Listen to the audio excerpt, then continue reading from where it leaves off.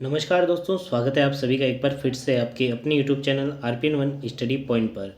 दोस्तों, आज की क्लास आपके लिए बहुत ही धमाकेदार रहने वाली है। आज अपन बात करने वाले हैं सामान्य जीके के बहुत ही महत्वपूर्ण प्रश्नोत्तरी के बारे में, जो कि आपके पीटीटी परीक्षा के लिए बहुत ही ज़्यादा महत्वपूर्ण रहने वाली है।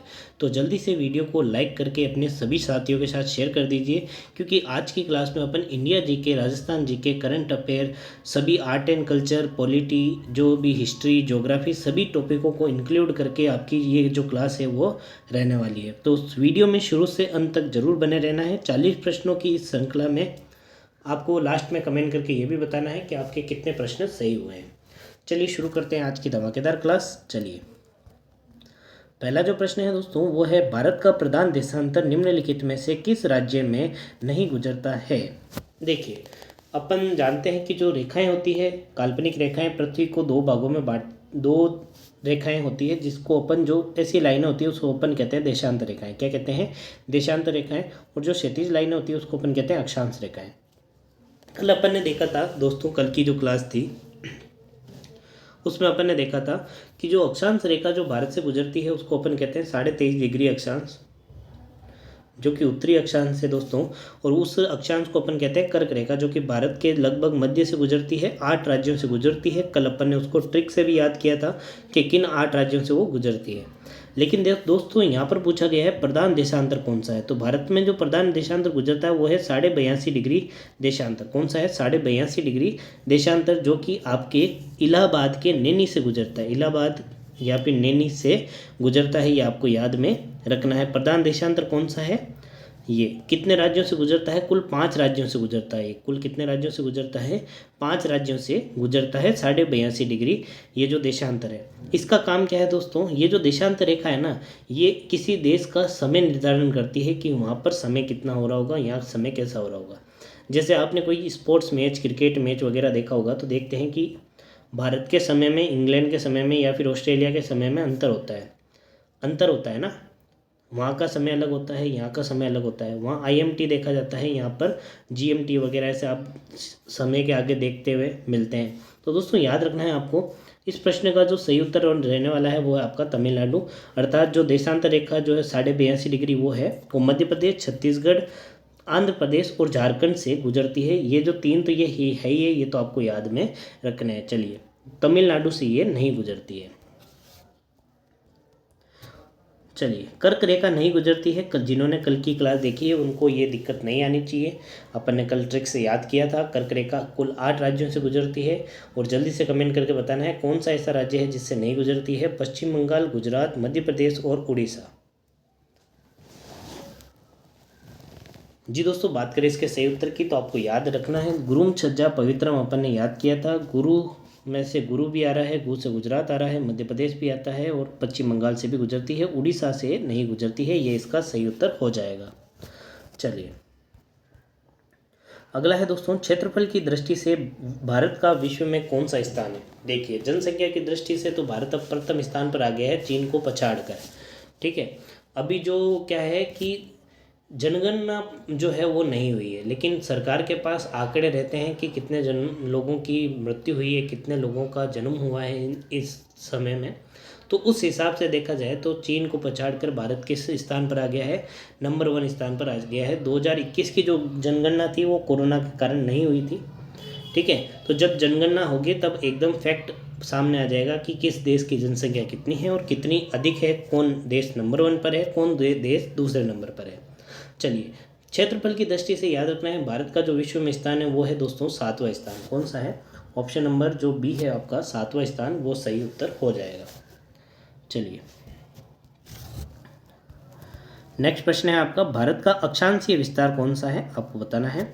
8 डिग्री 4 मिनट से 38 डिग्री 7 मिनट, 68 डिग्री 7 उत्तर से 97.25 उत्तर, 68 डिग्री 7 मिनट पूर्व से 97 डिग्री 25 मिनट पूर्व, या फिर 8 डिग्री 4 मिनट उत्तर से 37 डिग्री 6 मिनट उत्तर तक। अक्षांशीय विस्तार पूछा है दोस्तों, तो दोस्तों याद रखना है जो भारत जो है उसकी जो स्थिति है, ये पृथ्वी है। पृथ्वी को जब आधा आधा करते हैं तो वो भूमध्य रेखा आती है। इसके उत्तर दिशा में भारत स्थित है। ये अक्षांश है 0 डिग्री अक्षांश। इसके उत्तर दिशा में भारत स्थित है, जिससे 23.5 डिग्री उत्तरी अक्षांश जो कि कर्क रेखा गुजरती है। तो ये जो पूर्व वाला ऑप्शन है इसको तो काट दो, है तो भारत किस में है, उत्तर में है। ठीक है, अब याद रखना है आपको 8 डिग्री 4 मिनट से 37 डिग्री 6 मिनट इसका सही उत्तर हो जाएगा। ठीक है, और यदि पूछा जाए भारत किन दो देशांतरों के बीच में स्थित है तो 68.7 से 97.25, लेकिन ये जो है वो आपका उत्तर नहीं होगा, पश्चिमी देशांतर होगा। कैसे, यदि पृथ्वी को इस तरीके से आधा आधा किया जाए तो देखेंगे अपना जो भारत है ना वो पूरी पृथ्वी के पूर्व में स्थित है। तो 68.7 पूर्वी देशांतर से 97.25 पूर्वी देशांतर तक भारत स्थित है, ये आपको याद रखना है। ठीक है, अक्षांशीय विस्तार ये है जिसमें दोनों तरफ उत्तर आएगा, और जो देशांतरीय विस्तार है वो ये है जिसमें उत्तर नहीं, दोनों तरफ क्या आएगा, आपके पूर्व आएगा। क्या आएगा, पूर्व आएगा। चलिए अगला है दोस्तों, हमारा राष्ट्रीय पंचांग है जनगण मन, वंदे मातरम, शिविर पंचांग या फिर राष्ट्रीय शक। पंचांग दोस्तों कैलेंडर को बोलते हैं। तो दोस्तों याद रखना है अपना जो राष्ट्रीय पंचांग है वो है आपका राष्ट्रीय शक संवत अपन बोलते हैं इसको। तो ये आपको ऑप्शन नंबर डी याद रखना है। इसको लागू किसने किया था, तो कनिष्क के द्वारा, जो शक वंश का राजा था उसके द्वारा ये शुरू किया गया था। अगला प्रश्न है, किस वर्ष गंगा नदी की डॉल्फिन को भारत की राष्ट्रीय जलीय जीव घोषित किया गया था। तो दोस्तों याद रखना है भारत का राष्ट्रीय जलीय जीव कौन सा है, तो गंगा डॉल्फिन है। ठीक है, गांगे डॉल्फिन भी इसको बोलते हैं, तो वो आपको याद रखना है। तो किस वर्ष घोषित किया है, तो ये भी आपको याद रखना है 2009 में। कब किया है, 2009 में। अगला प्रश्न है आपका, खिलजी वंश ने कब से कब तक शासन किया, आपको बताना है। 4 ऑप्शन आपके सामने हैं। 1290 से 1320, 1320 से 1414, 14 से 1451 और 1451 से 1489।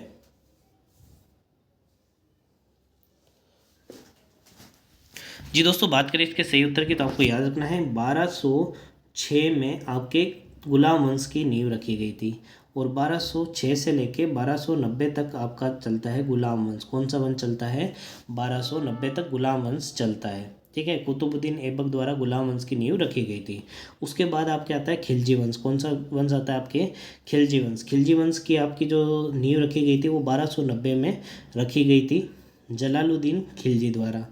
फिर आते हैं अलाउद्दीन खिलजी और फिर आते हैं मुबारक खिलजी। तो 1290 से 1320 जो कि एक बहुत ही छोटा शासनकाल रहा था, कुल 30 वर्षों का, और 30 में से लगभग 20 वर्ष तो अलाउद्दीन खिलजी का शासनकाल रहा था, ये आपको याद रखना है। चलिए,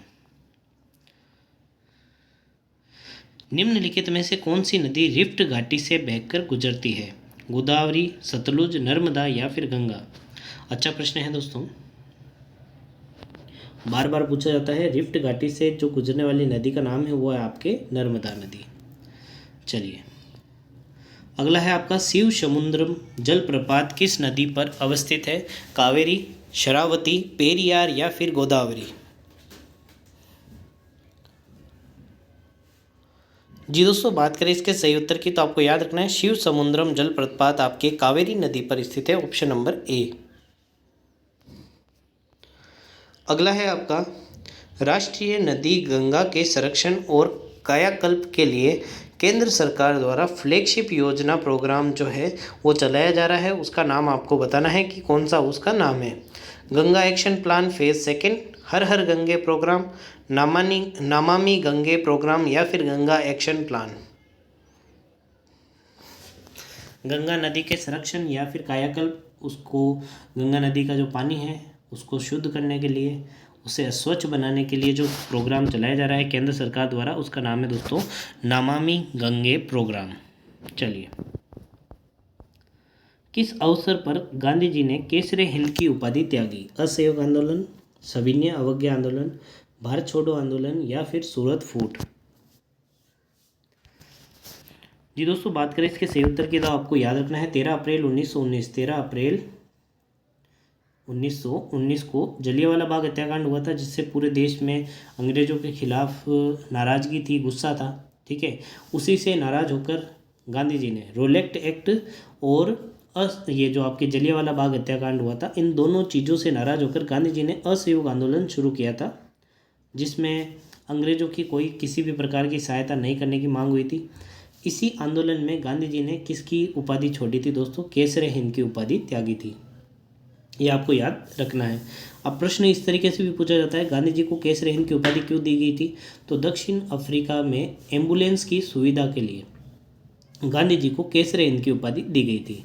एक उपाधि और पूछी जाती है दोस्तों, असहयोग आंदोलन में एक व्यक्ति और थे, उन्होंने उपाधि छोड़ी थी, वो थे आपके रविंद्रनाथ टैगोर, और उन्होंने जो उपाधि छोड़ी थी वो थी दोस्तों नाइटहुड। कौन सी थी? नाइटहुड की उपाधि। ये भी आपको याद रखना है। चलिए नेक्स्ट प्रश्न है आपका, बारडोली सत्याग्रह का नेता कौन था? मौलाना आज़ाद, मोहनदास गांधी, वल्लभ भाई पटेल या फिर सी राजगोपालाचारी? जी दोस्तों, बहुत ही इंपॉर्टेंट प्रश्न है। बारडोली सत्याग्रह का जो नेता था दोस्तों, आपको याद रखना है, भारत के प्रथम गृह मंत्री वल्लभ भाई पटेल थे।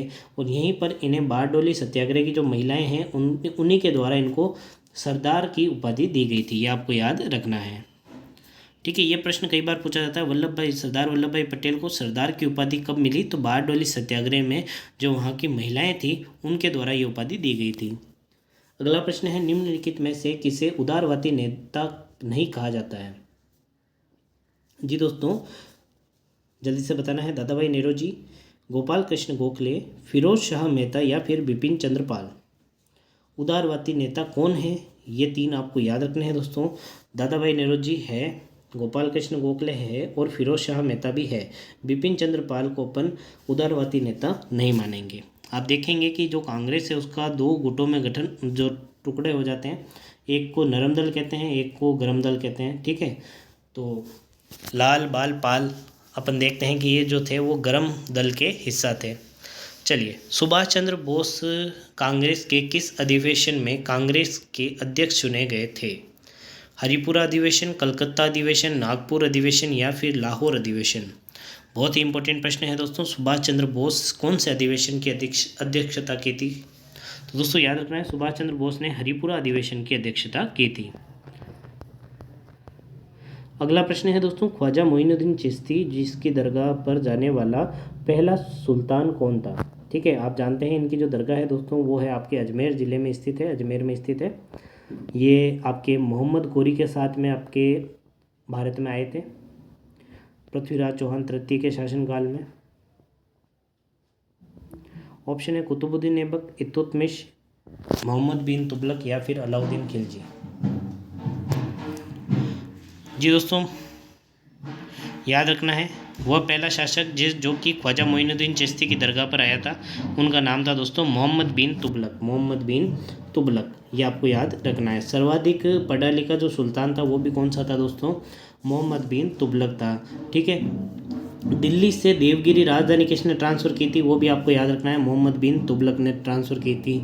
और दोस्तों, सांकेतिक मुद्रा का जो प्रचलन है वो किसने चलाया था? मोहम्मद बिन तुगलक ने चलाया था। ये भी आपको याद रखना है।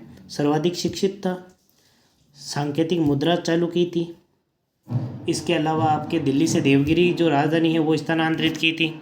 ठीक है, ये भी आपको याद रखना है।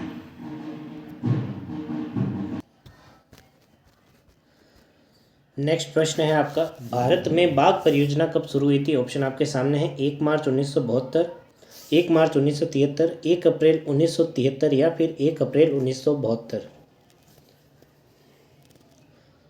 जी दोस्तों, याद रखना है आपको, भारत में जो बाघ परियोजना है उसका जो शुभारंभ है वो दोस्तों वो 1 अप्रैल 1973 में किया गया था। Option number C. ठीक है, ये आपको याद रखना है। अगला प्रश्न है आपका, काजीरंगा नेशनल पार्क जो है राष्ट्रीय उद्यान है वो किस राज्य में स्थित है दोस्तों? ऑप्शन है असम, नागालैंड, अरुणाचल प्रदेश या फिर आंध्र प्रदेश? जी दोस्तों, बात करें काजीरंगा नेशनल पार्क आपके असम में स्थित है। ठीक है, ये किसके लिए प्रसिद्ध है? ये भी प्रश्न पूछा जाता है। एक सींग वाले गेंडे के लिए प्रसिद्ध है। एक सींग वाले गेंडे के लिए कौन सा अभ्यारण्य प्रसिद्ध है दोस्तों? आपका काजीरंगा राष्ट्रीय उद्यान। चलिए, अगला प्रश्न है आपका, भारत में निम्नलिखित में से कौन सा क्षेत्र जैव विविधता का हॉट स्पॉट कहलाता है? पूर्वी घाट, गंगा का मैदान, पश्चिमी घाट या फिर पूर्वी तट? जी दोस्तों, बात करें जैव विविधता के हॉट स्पॉट के बारे में तो जल्दी से आपको बताना है कौन सा ऐसा क्षेत्र है जो कि जैव विविधता का हॉट स्पॉट कहलाता है। दोस्तों, सर्वाधिक जैव विविधता कहाँ पाई जाती है दोस्तों? तो याद रखना है आपको, पश्चिमी घाट पर पाई जाती है। कहाँ पाई जाती है दोस्तों? पश्चिमी घाट पर पाई जाती है। अगला प्रश्न है आपका, तुगलक वंश की स्थापना है वो किसके द्वारा की गई थी? इस संस्थापक कौन थे? मोहम्मद बिन तुगलक, गयासुद्दीन तुगलक, फिरोज तुगलक या फिर नसीरुद्दीन मोहम्मद तुगलक? अच्छा प्रश्न है दोस्तों, तुगलक वंश की स्थापना किसने की थी आपको बताना है दोस्तों। जी दोस्तों, मोहम्मद बिन तुगलक के बारे में अपन पढ़ चुके हैं, लेकिन मोहम्मद बिन तुगलक ने इसकी स्थापना नहीं की थी। अभी अपन ने कई सारे फैक्ट मोहम्मद बिन तुगलक के बारे में पढ़े थे। आपको याद रखना है तुगलक वंश के जो संस्थापक थे वो कौन थे दोस्तों? गयासुद्दीन तुगलक। फिरोज तुगलक के बारे में आपको याद रखना है 300 नए शहरों की स्थापना किसने की थी? फिरोज तुगलक ने की थी। ब्राह्मणों के ऊपर जो जजिया कर है, जजिया कर ब्राह्मणों के ऊपर किसने लगाया था? तो फिरोज तुगलक ने लगाया था। एक और फैक्ट आपको फिरोज तुगलक के बारे में याद रखना है दोस्तों कि सबसे पहले बड़े लेवल पर जो नहर की जो शुरुआत है, नहरों की जो शुरुआत है, नहरों बनाने की जो शुरुआत है वो किसके कार्यकाल में शुरू हुई थी दोस्तों? फिरोज तुगलक के कार्यकाल में शुरू हुई थी। लगभग इन्होंने 5 बड़ी नहरों का निर्माण करवाया था।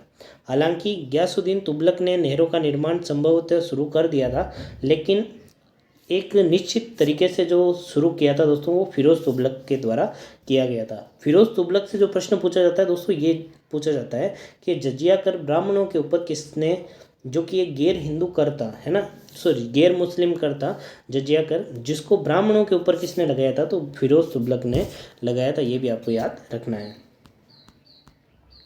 अगला प्रश्न है दोस्तों, 56 के मैदान का संबंध किस नदी से है? माही, बनास, चंबल और लूनी? अच्छा प्रश्न है दोस्तों।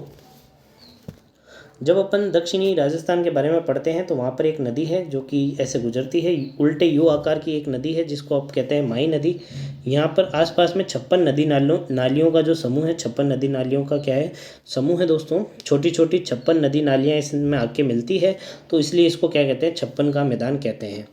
उल्टे यू के आकार की नदी कौन सी है? तो दोस्तों 56, ये माही नदी। ऐसी नदी जो कर्क रेखा को 2 बार काटती है वो भी कौन सी नदी है दोस्तों? माही नदी है। ये भी आपको याद रखना है।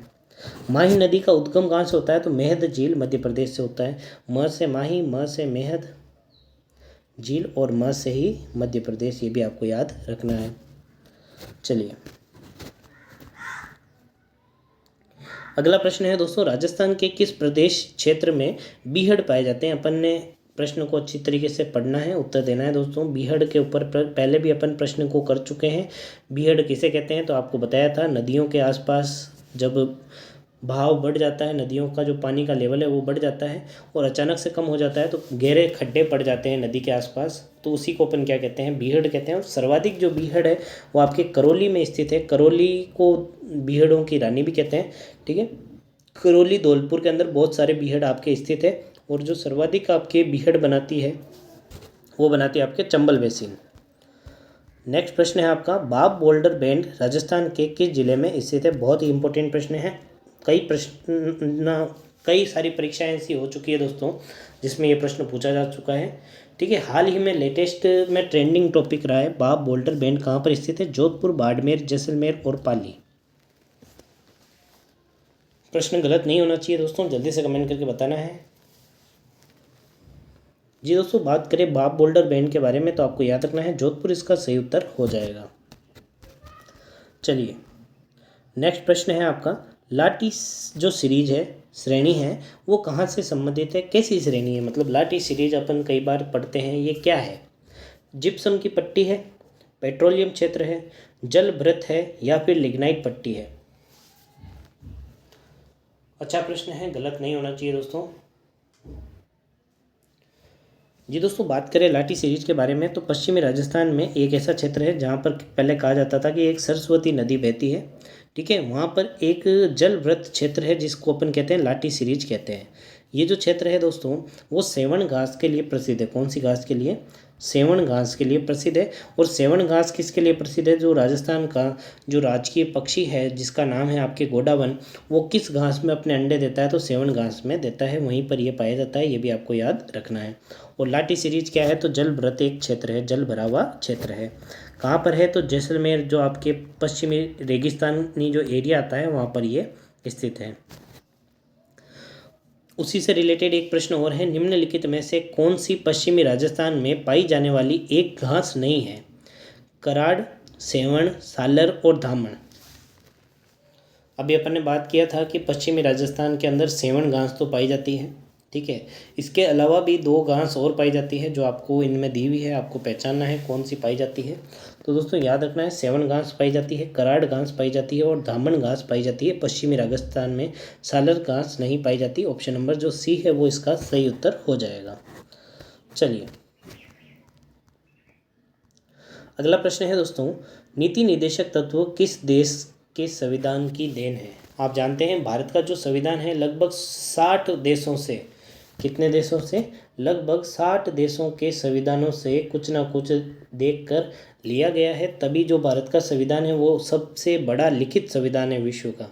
सबसे बड़ा लिखित संविधान कौन सा है? भारत का है दोस्तों, जिसमें कुल 395 अनुच्छेद है। कितने अनुच्छेद है दोस्तों? 395 अनुच्छेद है। वर्तमान में 12 अनुसूचियां हैं और 22 भाग हैं। याद रखना है, भाग कितने हैं? तो 22 भाग है। अनुसूचियां कितनी हैं वर्तमान में? 12 है। प्रारंभ में कितनी थी? प्रारंभ में 8 थी। और अनुच्छेद कितने हैं? तो 395। कितने हैं? 395। कितने देशों से मांग के अपने जो संविधान बनाया है दोस्तों? तो 60 देशों के संविधान से कुछ सीख कर देख कर आपने अपना संविधान बनाया है। इसीलिए भारतीय संविधान को उधार की पोटली भी बोला जाता है दोस्तों, ठीक है। साथ ही साथ वकीलों का स्वर्ग भी बोला जाता है। चलिए बात करें नीति निदेशक तत्व की, तो दोस्तों याद रखना है आपको, नीति निदेशक तत्व जो है वो आपके कहाँ से लिए गए हैं? आयरलैंड से लिए गए हैं। नीति निदेशक तत्व कौन से भाग में है, कौन से पार्ट में है? तो याद रखना है आपको, भाग नंबर 4 में आपके नीति निदेशक तत्व है। अनुच्छेद नंबर 36 से 51 तक इनका उल्लेख किया गया है। चलिए दक्षिण अफ्रीका से क्या लिया गया है? तो आपको याद रखना है, दक्षिण अफ्रीका से आपको मुख्यतः तो ये याद रखना है, संविधान में संशोधन कैसे करना है, संविधान में संशोधन कैसे करना है, वो प्रक्रिया आपने कहाँ से ली है? दक्षिण अफ्रीका से ली है। अमेरिका से क्या लिया हुआ है? तो मूल अधिकार लिए हुए हैं, राष्ट्रपति का पद लिया हुआ है, उपराष्ट्रपति का पद लिया हुआ है, उच्च न्यायालय लिया हुआ है और न्यायिक पुनरावलोकन कहाँ से लिया हुआ है? अमेरिका से लिया हुआ है। ये भी आपको याद रखना है। चलिए, और संघात्मक व्यवस्था कनाडा से ली गई है।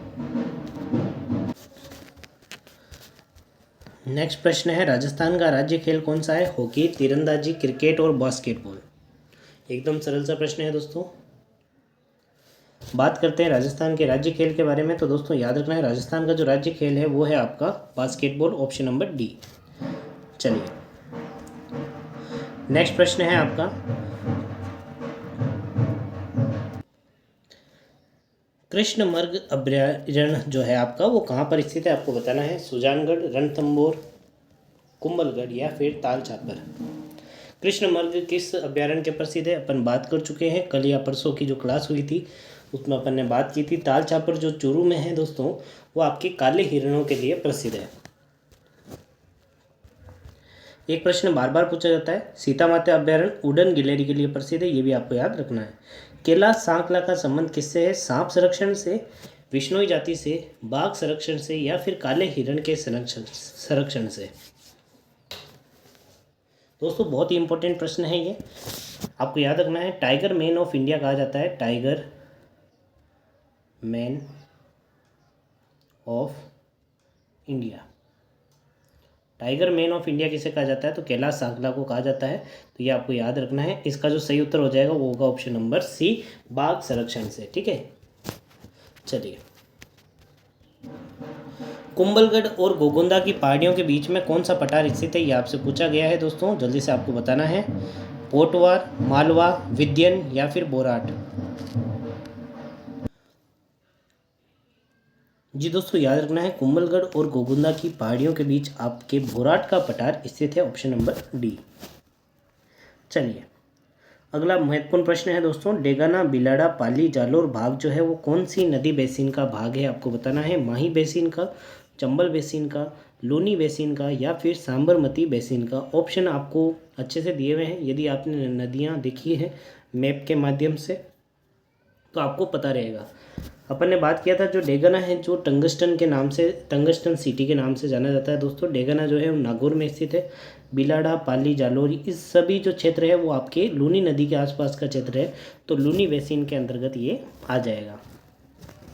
चलिए अगला प्रश्न है, निम्नलिखित में से कैबिनेट मिशन 1946 का सदस्य नहीं था। जी दोस्तों, वीडियो पसंद आ रहा है तो वीडियो को लाइक ज़रूर करिए, क्योंकि आपको कितनी अतिरिक्त जानकारी आपको प्रश्नों के अतिरिक्त यहाँ पर प्रोवाइड करवाई जा रही है। दोस्तों देखिए, भारत में जो संविधान बनाने के लिए कई सारे प्रयास किए गए थे। पहला जो प्रयास किया गया था वो आपके अगस्त प्रस्ताव जो कि 1940 में आया था, उसके तहत किया गया था, ठीक है, जिसको अस्वीकार कर दिया गया था।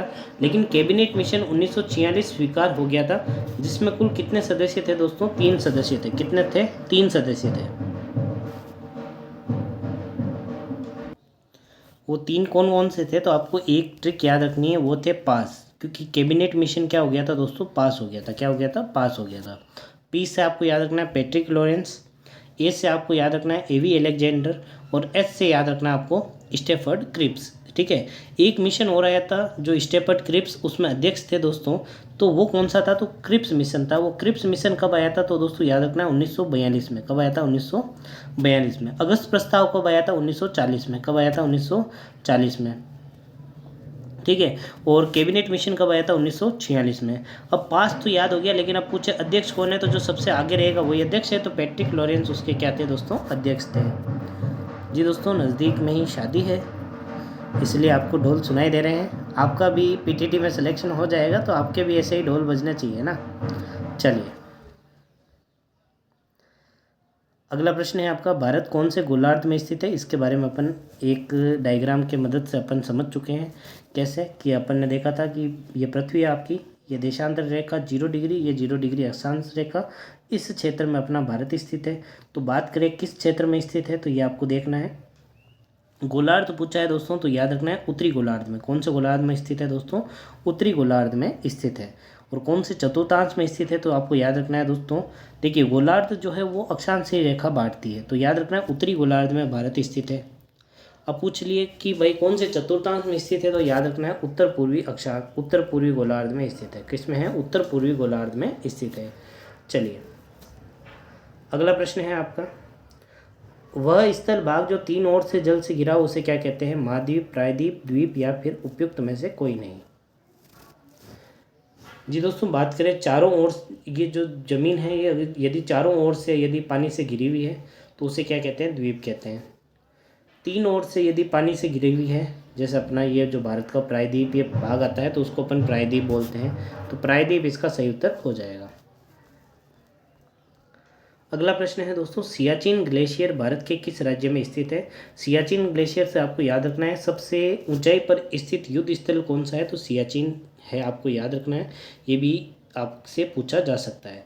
सियाचिन जो ग्लेशियर है वो पीओके के नज़दीक एरिया में आता है, जहाँ पर भारत पाकिस्तान की युद्ध हो चुका है, ठीक है। उत्तर प्रदेश, हिमाचल प्रदेश, जम्मू कश्मीर, या फिर सिक्किम। अब इतना मैंने बता दिया है कि भारत पाकिस्तान की बॉर्डर पर स्थित है, तो दोस्तों याद रखना है भारत पाकिस्तान की बॉर्डर पर कहाँ पर स्थित है? ये जम्मू कश्मीर में स्थित है। सबसे ऊंचा जो ग्लेशियर है ये भी सियाचिन ग्लेशियर माना जाता है। चलिए अगला है आपका, लक्षद्वीप समूह स्थित है, कहाँ पर स्थित है आपको बताना है। जी दोस्तों, बात करते हैं भारत, ये है, इधर आपका बंगाल की खाड़ी आती है और इधर आपका अरब सागर आता है, ठीक है। इधर जो द्वीप समूह है वो आपके लक्षद्वीप है। कौन सा है दोस्तों? लक्षद्वीप है। तो इधर अपनी जो सागर आता है वो होता है दोस्तों अरब सागर। लक्षद्वीप की राजधानी भी पूछी जाती है, तो आपको याद रखना है कवारत्ती। क्या है दोस्तों? कवारत्ती, ठीक है। ये है आपकी लक्षद्वीप की राजधानी।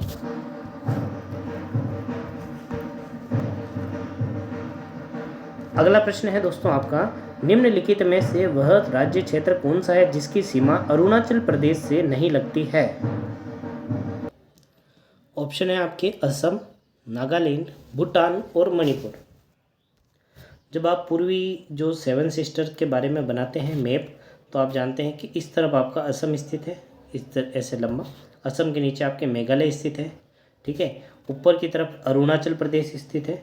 फिर जो आता है आपके, क्या आता है दोस्तों, नागालैंड आता है, अरुणाचल प्रदेश, फिर आता है आपके नागालैंड, और फिर नीचे आता है मणिपुर, और फिर आता है आपके मिजोरम। मिजोरम के साइड में जो बना हुआ है वो आता है आपके त्रिपुरा।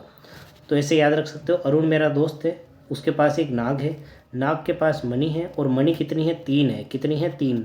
3 मणि, ऐसे याद रख सकते हो, क्योंकि तिरछे में आपको याद रखना है। और इसलिए उसके क्या है, मजे है, मिजोरम मजे में वो रहता है। अरुण मेरा दोस्त है, उसके पास नाग है, 3 मणियों के कारण उसके बहुत सारे मजे हैं, ठीक है। और असम और मेघालय जो है वो इस तरफ है, वो आपको याद रखना है। तो याद रखना है दोस्तों, अरुणाचल प्रदेश की जो सीमा है वो नागालैंड से तो लगती है, ठीक है।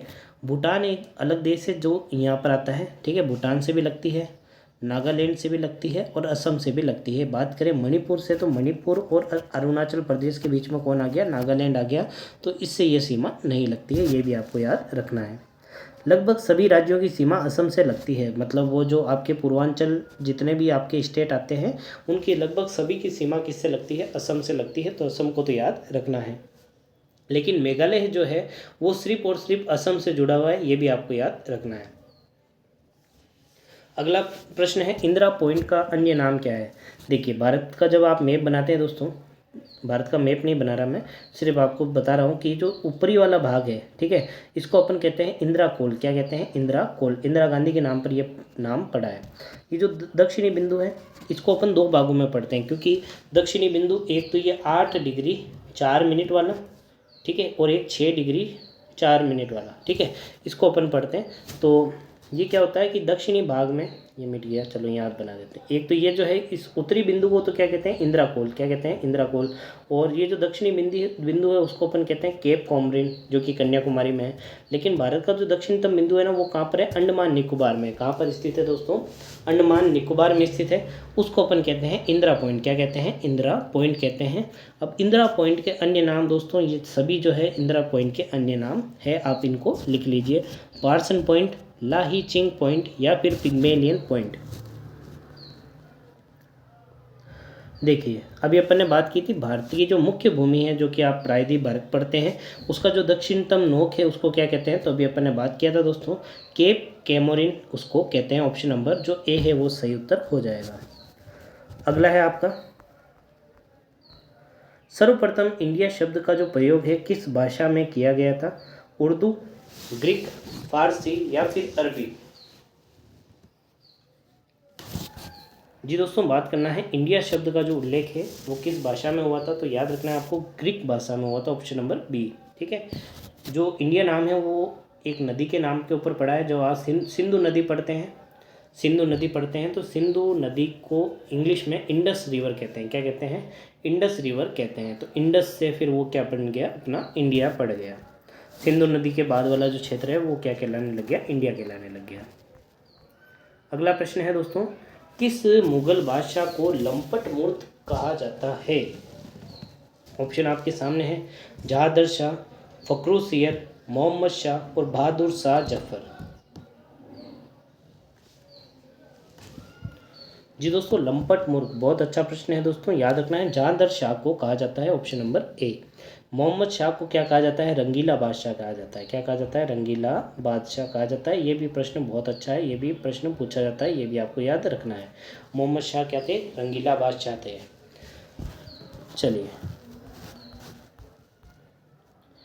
चलिए दोस्तों, आज के लिए बस इतना ही। उम्मीद करते हैं आपको आज की क्लास बहुत अच्छी लगी होगी। अच्छी लगी है तो वीडियो को लाइक करें, चैनल पर नए हैं तो चैनल को सब्सक्राइब करके बेल आइकन को ज़रूर दबाना है।